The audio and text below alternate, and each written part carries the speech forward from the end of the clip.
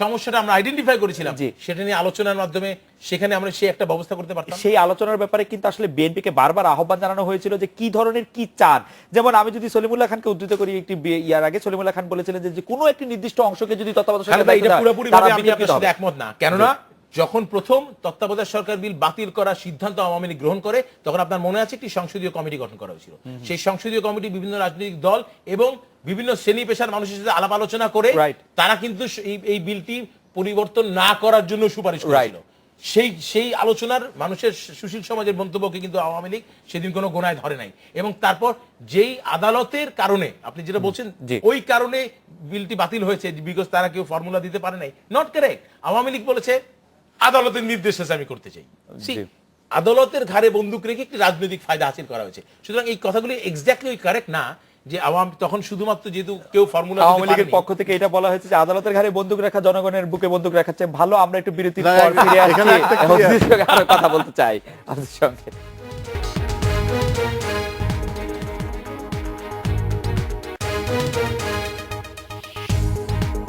ফিরলাম আজকের বাংলাদেশে। জনাব খালিদ মাহমুদ চৌধুরী, আজ রাতেই মানে যে রাত্রি শেষ হতে যাচ্ছে সেই রাতেই বেগম জিয়া বলেছেন যে মানুষ অতিষ্ঠ হলে নিজেরাই সরকারের বিরুদ্ধে রাস্তায় নামবে, মানুষ যাতে অতিষ্ঠ না হয় তার জন্য আপনারা উন্নয়নের কথা বলছেন। গণতন্ত্রের বিকল্প হিসাবে কি মানুষ উন্নয়নকে গ্রহণ করবে কিনা, বা আপনাদের কথিত উন্নয়নকে গ্রহণ করবে কিনা, আমি যদি আরেকটু পলিটিক্যালি কারেক্ট থাকি? না, যে কথাটা তিনি আসলে মানে তার হতাশার রাজনৈতিক হতাশার জায়গা থেকে বলেছেন যে জনগণ নিজেই নামবে। তো জনগণ নামার তো কোনো কারণ নেই, কারণ দেশে এখন সবকিছুই, অর্থনীতি বলেন, ব্যবসা বাণিজ্য বলেন, মানুষ শান্তিপূর্ণ অবস্থায় আছে এবং দেশ উন্নয়ন এবং অগ্রগতির দিকে এগিয়ে যাচ্ছে। বহির্বিশ্বের বিভিন্ন দেশগুলো, দাতা গোষ্ঠীগুলো, তারাও বাংলাদেশে বিনিয়োগ করার জন্য তারা ইচ্ছা প্রকাশ করছে এবং মাননীয় প্রধানমন্ত্রী এখন আরব আমিরাতে আসছে, আজকে হয়তো আসবেন, আগামীকালকে আসবেন।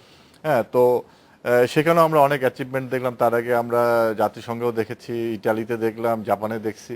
তো মানুষ এখন চায় উন্নয়ন এবং অগ্রগতি। এখন আপনি গ্রামে যান, গ্রামের যে সাধারণ মানে শ্রমিক, সেও কিন্তু চায় যে আমি ভালো থাকি।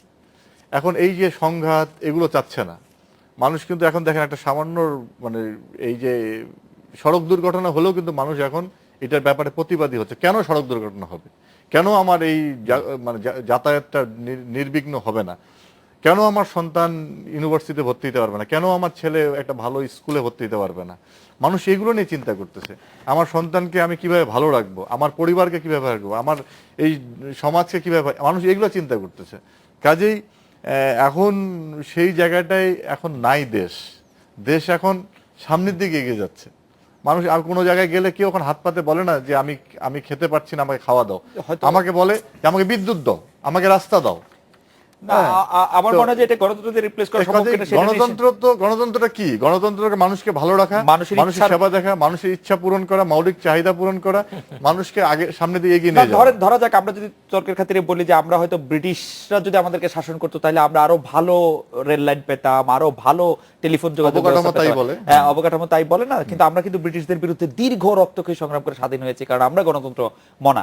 সেই দিকটা বিবেচনা তাহলে যদি এখন যদি আপনি বলেন এই দেশকে পাকিস্তান বানানোর একটা চক্র আছে, যেহেতু বাংলাদেশ একটা স্বাধীন হয়েছে, না আমরা এটাকে আবার পাকিস্তান বানাবো, সেই অংশটা হয়তো মনে করেন যে একটা সংগ্রামের মধ্যে থাকতে পারে। আমি আমার প্রশ্নটা বাংলাদেশের যে মুক্তিযুদ্ধের পক্ষের যে মানুষগুলো আছে তারা আপনার এই চিন্তাটা করছে না।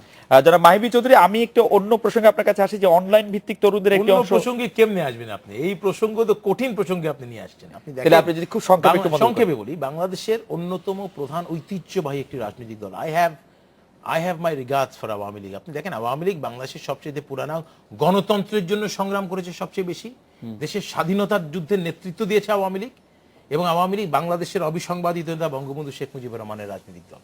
এই দলের আজকে খালেদ ভাই মতো মানুষগুলো রাজনৈতিক বক্তব্য ওই জায়গায় চলে গিয়েছে যে দেশের মানুষ শান্তি চায়, দেশের মানুষকে আমি শান্তিতে রাখতে চাই, উন্নয়ন দিতে চাই, গণতন্ত্র আর কি, ভোটের অধিকার কোনো ইম্পর্টেন্ট জিনিস না।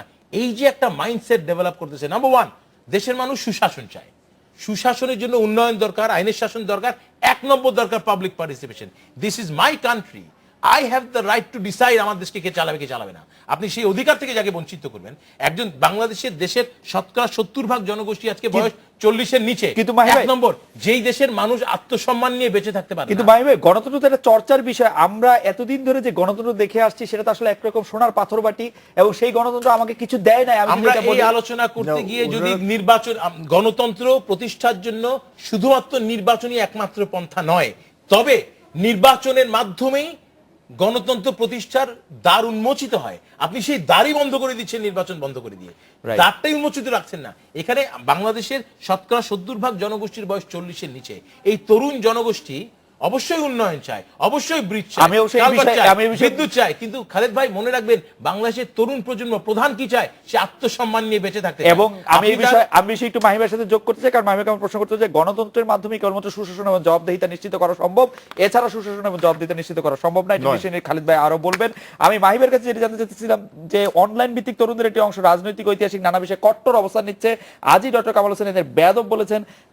শান্তিপূর্ণ সহাবস্থানের বাংলাদেশ গড়ার লক্ষ্যে আপনি ফেসবুকের মাধ্যমে তরুণদের নিয়ে কাজ করেছেন অনেক আগে থেকে।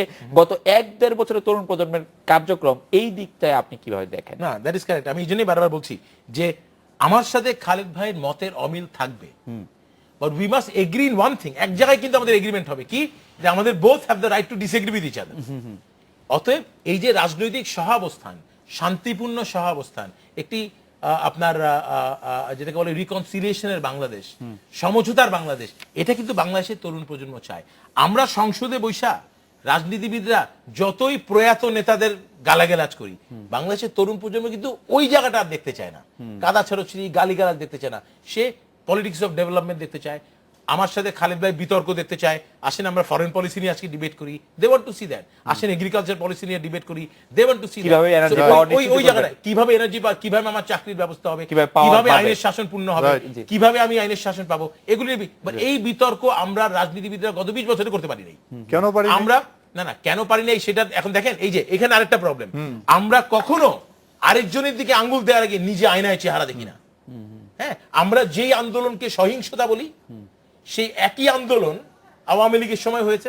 আমি আওয়ামী লীগের সাথে জয়েন্টলি রাজপথে নেমে বিএনপির বিরুদ্ধে আন্দোলন করি। না, সেটা ঠিক আছে, কিন্তু 2013টা একদম কিন্তু বাংলাদেশের ইতিহাসের থেকে একটু আলাদা করে রাখতে হবে। সেখানে এর আগের আন্দোলনে I'm not saying that, but আমাদের political culture have never been change. Khaled ভাই, আমি যত সুন্দর কথাই বলতে পারি, মানুষ আমাকে যতই পছন্দ করুক, মানুষ বিকল্পধারা মাহি বিচুদি সাহেব ভালো ইমেজ আছে, যতই কিছু বলুক, আমাকে কিন্তু মানুষ বিশ্বাস করে যে আমি বাংলাদেশের শাসন ভার নেওয়ার অধিকার আমার আছে। কেন জানেন? কারণ আমি একদিন 24 ঘন্টার নোটিশে আমি ঢাকা শহরে 5 লক্ষ লোক জমায়েত করতে পারি না। আওয়ামী লীগ মুখকে মনে করে কেন?